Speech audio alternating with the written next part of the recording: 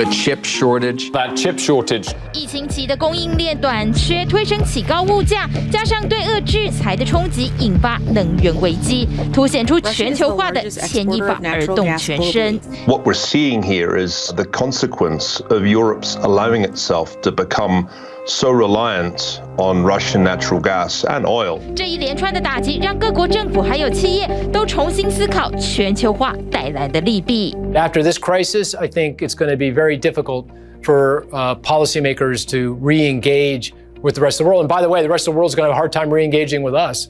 So our economy will be less globalized to all our detriment. 黑石集团的执行长就直言，过去30多年来的全球化时代准备画下句点。经济学家也对这样的趋势感到忧心。There will be less globalization. In fact, I think we have entered an era of deglobalization. Productivity will be less dynamic. As companies rewire their supply chains, there's going to be some hit to productivity.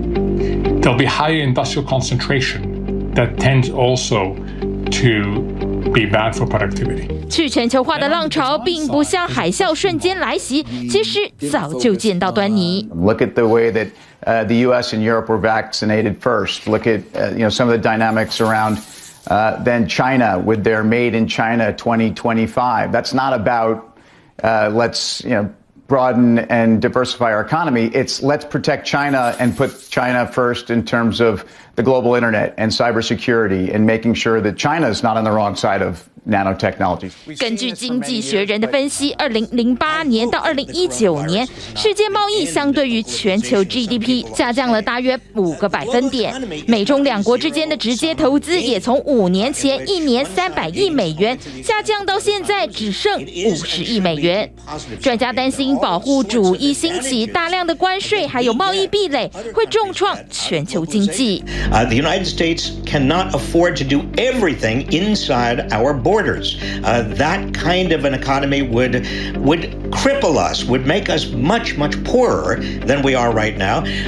Developing nations, if they can't export to the United States and to other developed nations, they are going to stay poor. 去全球化的冲击可想而知，成为难以阻挡的浪潮。因为推动去全球化的主要动力，并非疫情或是战争危机，而是地缘政治。Companies are going to continue doing business around the world. I think what will change is that geopolitics will become a lot more important in decision making in terms of where businesses invest, how much they invest, who they do business with. I think boards of directors will have a lot more scrutiny over that.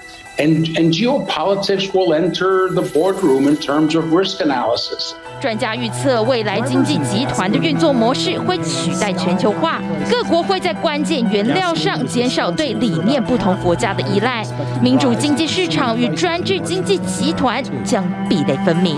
There's still Mexico, there's Europe, there are other countries around the world. Right now, we're talking about a conflict in Russia and Ukraine. What boards will be looking at is whether this expands and how far it expands. People talk about this is like the Cold War. Instead of communism and capitalism, it's democracies versus authoritarianism. 经济学家警告，政治操纵经济导致全球化逆转，可能会让已经恶化的通膨再进一步升级。也呼吁企业保持采购来源的多样性，减少供应链大洗牌造成的影响。